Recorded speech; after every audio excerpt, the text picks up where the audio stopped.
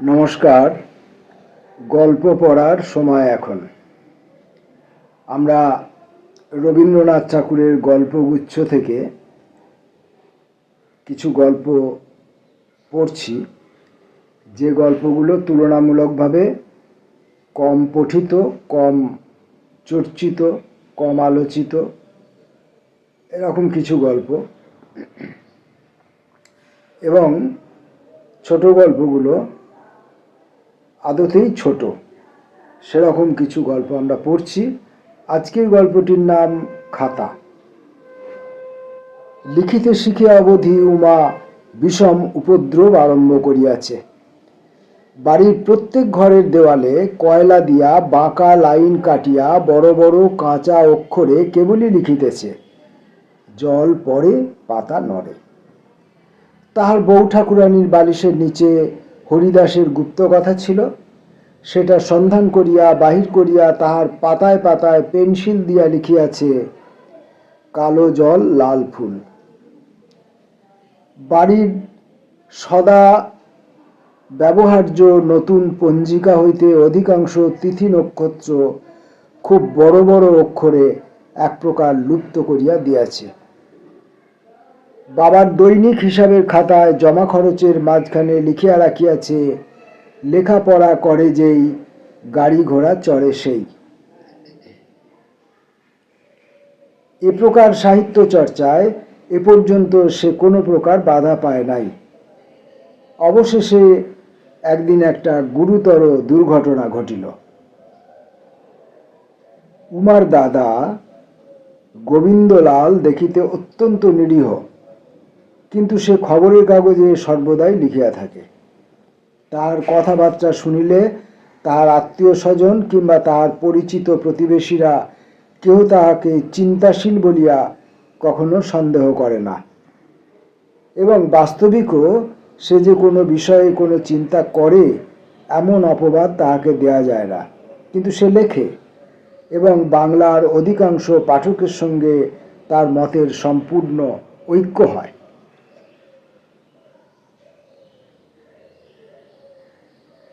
শরীরতত্ত্ব সম্বন্ধে ইউরোপীয় বৈজ্ঞানিক মণ্ডলীর মধ্যে কতগুলি গুরুতর ভ্রম প্রচলিত আছে।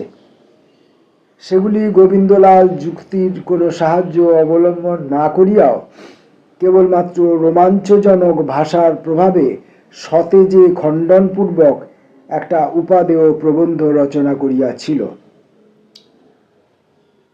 উমা একদিন নির্জন দ্বীপ্রহরে দাদার কালি কলম লইয়া সেই প্রবন্ধটির উপরে বড় বড় করিয়া লিখিয়া দিল, গোপাল বড় ভালো ছেলে, তাহাকে যাহা দেওয়া হয় তাহাই সে খায়। গোপাল বলিতে সে যে গোবিন্দলালের প্রবন্ধ পাঠকের প্রতি বিশেষ লক্ষ্য করিয়াছিল তাহা আমার বিশ্বাস হয় না। কিন্তু দাদার ক্রোধের সীমা ছিল না। প্রথমে তাহাকে মারিল, অবশেষে তাহার একটি স্বল্পাবশিষ্ট পেন্সিল, আদ্যপ্রান্ত মসিলিপ্ত একটি ভোঁতা কলম, তাহার বহু যত্ন সঞ্চিত যৎসামান্য লেখ্যোপকরণের পুঁজি কাড়িয়া লইল। অপমানিতা বালিকা তাহার এতাদৃশ গুরুতর লাঞ্ছনার কারণ সম্পূর্ণ বুঝিতে না পারিয়া ঘরের কোণে বসিয়া ব্যথিত হৃদয়ে কাঁদিতে লাগিল। শাসনের মেয়াদ উত্তীর্ণ হইলে পর গোবিন্দলাল কিঞ্চিৎ অনুতপ্ত চিত্তে উমাকে তাহার লুণ্ঠিত সামগ্রীগুলি ফিরাইয়া দিল, এবং উপরন্তু একখানি লাইন টানা ভালো বাঁধানো খাতা দিয়া বালিকার হৃদয় বেদনা দূর করিবার চেষ্টা করিল। উমার বয়স তখন 7 বৎসর। এখন হইতে এই খাতাটি রাত্রিকালে উমার বালিশের নিচে ও দিনের বেলা সর্বদা তাহার কক্ষে ক্রোড়ে বিরাজমান করিতে লাগিল। ছোট বেণীটি বাঁধিয়া ঝি সঙ্গে করিয়া যখন সে গ্রামের বালিকা বিদ্যালয়ে পড়িতে যাইত, খাতাটি সঙ্গে সঙ্গে যাইত, দেখিয়া মেয়েদের কাহারও বিস্ময়, কাহারও লোভ, কাহারও বা দেশ হইত। প্রথম বৎসর অতি যত্ন করিয়া খাতায় লিখিল, পাখি সব করে রব রাতি পোহাইল। শয়নগৃহের মেঝের উপরে বসিয়া খাতাটি আঁকড়াইয়া ধরিয়া উচ্চ ঈশ্বরে সুর করিয়া পড়িত এবং লিখিত। এমনি করিয়া অনেক গদ্য পদ্য সংগ্রহ হইল। দ্বিতীয় বৎসরের মধ্যে মধ্যে দুটি একটি স্বাধীন রচনা দেখা দিতে লাগিল। অত্যন্ত সংক্ষিপ্ত কিন্তু অত্যন্ত সারবান, ভূমিকা নাই, উপসংহার নাই, দুটা একটা উদ্ধৃত করিয়া দেওয়া যাইতে পারে। খাতায় কথামালার ব্যাঘ্র ও বকের গল্পটা যেখানে কপি করা আছে, তাহার নিচে এক জায়গায় একটা লাইন পাওয়া গেল, সেটা কথামালা কিংবা বর্তমান বঙ্গ সাহিত্যের আর কোথাও ইতিপূর্বে দেখা যায় নাই। সেই লাইনটি এই: যোশীকে আমি খুব ভালোবাসি।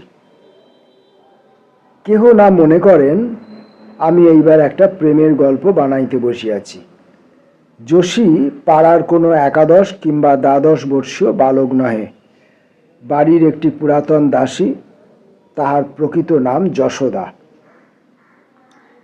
কিন্তু যোশীর প্রতি বালিকার প্রকৃত মনোভাব কি, এই এক কথা হইতে তাহার কোনো দৃঢ় প্রমাণ পাওয়া যায় না। এ বিষয়ে যিনি বিশ্বাসযোগ্য ইতিহাস লিখিতে ইচ্ছা করিবেন, তিনি এই খাতাতেই দু এক পাতা অন্তরে পূর্বোক্ত কথাটির সুস্পষ্ট প্রতিবাদ দেখিতে পাইবেন।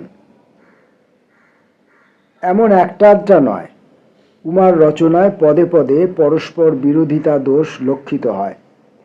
এক স্থলে দেখা গেল হরির সঙ্গে জন্মের মতো আড়ি। হরিচরণ নয়, হরিদাসী, বিদ্যালয়ের সহপাঠিকা। তার অনতি দূরেই এমন কথা আছে যাহা হইতে সহজেই বিশ্বাস জন্মে যে হরির মতো প্রাণের বন্ধু তাহার আর ত্রিভুবনে নাই।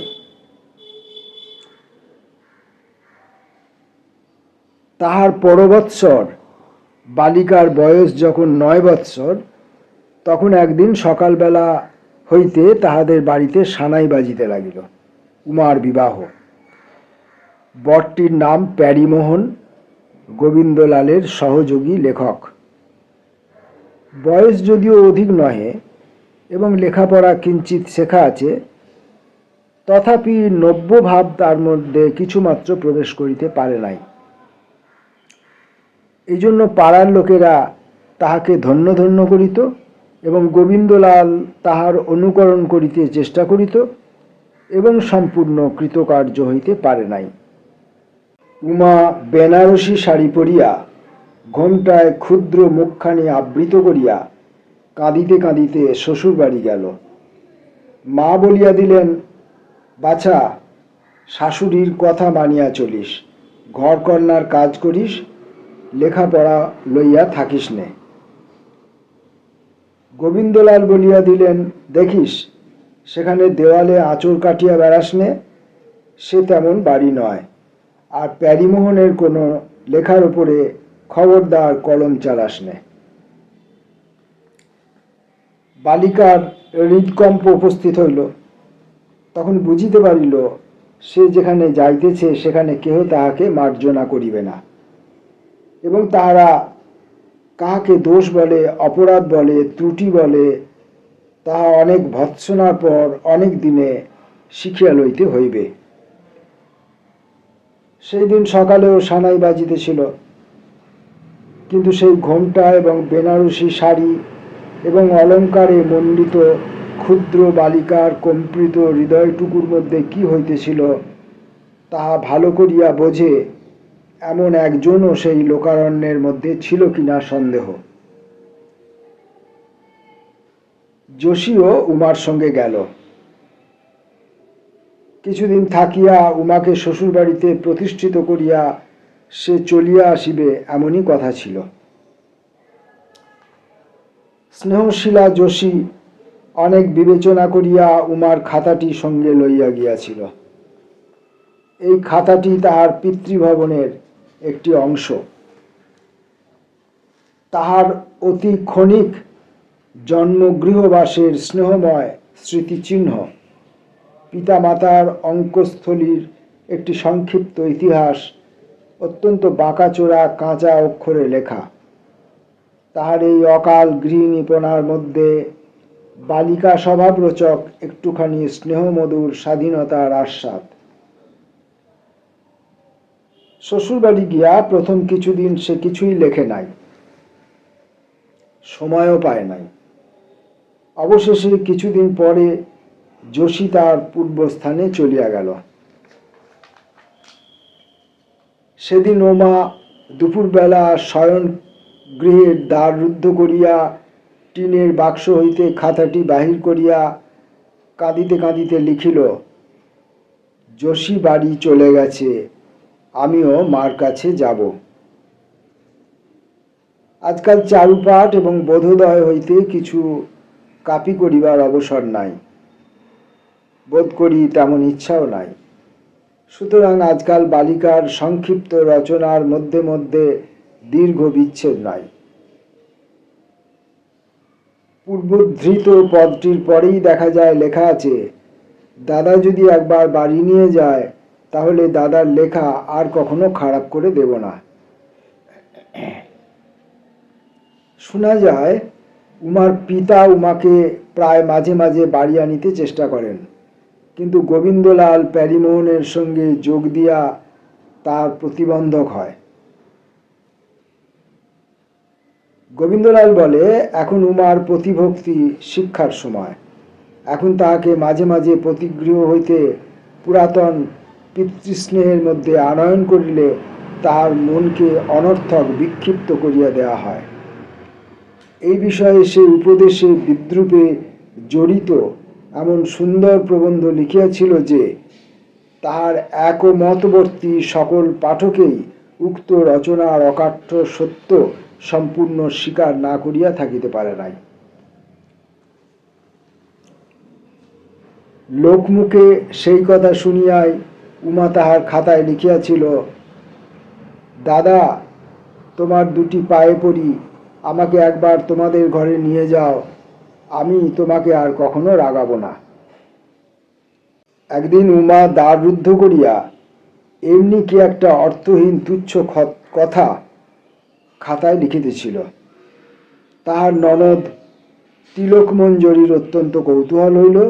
সে ভাবিল, বৌদিদি মাঝে মাঝে দরজা বন্ধ করিয়া কি করে দেখিতে হইবে। দ্বারের ছিদ্র দিয়া দেখিল লিখিতেছে। দেখিয়া অবাক, তাহাদের অন্তঃপুরে কখনোই সরস্বতীর এরূপ গোপন সমাগম হয় নাই। তাহার ছোট কনকমঞ্জরী, সেও আসিয়া একবার উঁকি মারিয়া দেখিল। তাহার ছোট অনঙ্গমঞ্জরী, সেও পদাঙ্গুলির উপর ভর দিয়া বহু কষ্টে ছিদ্রপথ দিয়া রুদ্ধগৃহের রহস্য ভেদ করিয়া লইল।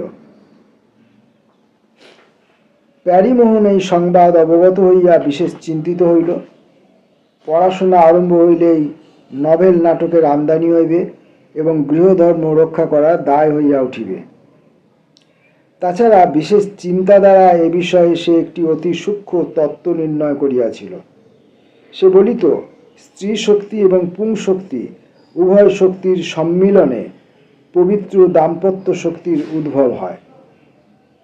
কিন্তু লেখাপড়া শিক্ষার দ্বারা যদি স্ত্রী শক্তি পরাভূত হইয়া একান্ত পুং শক্তির প্রাদুর্ভাব হয়, তবে পুং শক্তির সহিত পুং শক্তির প্রতিঘাতে এমন একটি প্রলয় শক্তির উৎপত্তি হয়, যদ্বারা দাম্পত্য শক্তি বিনাশ শক্তির মধ্যে বিলীন সত্তা লাভ করে।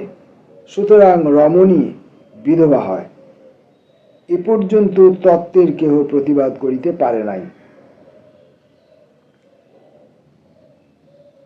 প্যারীমোহন সন্ধ্যাকালে ঘরে আসিয়া উমাকে যথেষ্ট ভৎসনা করিল এবং কিঞ্চিত উপহাসও করিল। বলিল, সামলা ফরমাস দিতে হইবে, গিন্নি কানে কলম গুঁজিয়া আপিসে যাইবেন। উমা ভালো বুঝিতে পারিল না। প্যারীমোহনের প্রবন্ধ যে কখনো পড়ে নাই, এই জন্য তাহার এখনো ততদূর রসবোধ জন্মে নাই। কিন্তু সে মনে মনে একান্ত সংকুচিত হইয়া গেল। মনে হইল, পৃথিবী দ্বিধা হইলে তবে সে লজ্জা রক্ষা করিতে পারে। বহুদিন আর সে লেখে নাই। কিন্তু একদিন শরৎকালের প্রভাতে একটি গায়িকা ভিখারিণী আগমনীর গান গাহিয়াছিল। উমা জানালার গড়াদের উপর মুখ রাখিয়া চুপ করিয়া শুনিতেছিল। এক শরৎকালের রৌদ্রে ছেলেবেলাকার সকল কথা মনে পড়ে। তার উপরে আগমনীর গান শুনিয়া সে আর থাকিতে পারিল না। উমা গান গাইতে পারিত না, কিন্তু লিখিতে শিখিয়া অবধি এমনই তাহার অভ্যাস হইয়াছে যে একটা গান শুনিলেই সেটা লিখিয়া লইয়া গাইতে না পারার খেদ মিটাইত। আজ কাঙালিনী গাইতেছিল, পুরবাসী বলে উমার মা তোর হারা তারা এলোই। পুরবাসী বলে উমার মা তোর হারা তারা এলোই। শুনে পাগলিনী প্রায় অমনি রানী ধায়, কই উমা বলি কই। কেঁদে রানী বলে আমার উমা এলে, একবার আয় মা একবার আয় মা একবার আয় মা করি কোলে।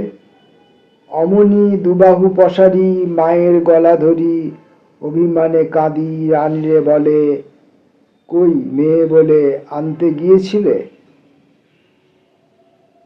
অভিমানে উমার হৃদয় পূর্ণ হইয়া চোখে জল ভরিয়া গেল। গোপনে গায়িকাকে ডাকিয়া রুদ্ধদ্বার গৃহ করিয়া বিচিত্র বানানে এই গানটি খাতায় লিখিতে আরম্ভ করিল। তিলক মঞ্জরি, কনক মঞ্জরি এবং অনঙ্গ মঞ্জরি সেই ছিদ্র যোগে সমস্ত দেখিল এবং সহসা করতালি দিয়া বলিয়া উঠিল, বৌদিদি কি করছো? আমরা সমস্ত দেখেছি। তখন উমা তাড়াতাড়ি দ্বার খুলিয়া বাহির হইয়া কাতর স্বরে বলিতে লাগিল, লক্ষ্মী ভাই, কাউকে বলিস নে ভাই, তোদের দুটি পায়ে পড়ি ভাই, আমি আর করব না, আমি আর লিখব না। অবশেষে উমা দেখিল তিলক মঞ্জরি তার খাতাটির প্রতি লক্ষ্য করিতেছে। তখন সে ছুটিয়া গিয়া খাতাটি বক্ষে চাপিয়া ধরিল। ননদীরা অনেক বল প্রয়োগ করিয়া সেটি কাড়িয়া লইবার চেষ্টা করিল। কৃতকার্য না হইয়া অনঙ্গ দাদাকে ডাকিয়া আনিল। প্যারীমোহন আসিয়া গম্ভীরভাবে খাটে বসিল, মেঘমন্দ স্বরে বলিল, খাতা দাও। আদেশ পালন হইল না দেখিয়া আরো দুই এক সুর গলা নামাইয়া কহিল, দাও। বালিকা খাতাটি বক্ষে ধরিয়া একান্ত অনুনয় দৃষ্টিতে স্বামীর মুখের দিকে চাহিল। যখন দেখিল প্যারীমোহন খাতা কাড়িয়া লইবার জন্য উঠিয়াছে, তখন সেটা মাটিতে ফেলিয়া দিয়া দুই বাহুতে মুখ ঢাকিয়া ভূমিতে লুণ্ঠিত হইয়া পড়িল। প্যারীমোহন খাতাটি লইয়া বালিকার লেখাগুলি উচ্চস্বরে পড়িতে লাগিল। শুনিয়া উমা পৃথিবীকে উত্তরোত্তর গাঢ়তর আলিঙ্গনে বদ্ধ করিতে লাগিল এবং অপর তিনটি বালিকা শ্রোতা খিলখিল করিয়া হাসিয়া অস্থির হইল। সেই হইতে উমা আর সে খাতা পায় নাই। প্যারীমোহনেরও সূক্ষ্মতত্ত্ব কণ্টকিত বিবিধ প্রবন্ধপূর্ণ একখানি খাতা ছিল, কিন্তু সেটি কাড়িয়া লইয়া ধ্বংস করে এমন মানবহিতৈষী কেহ ছিল না।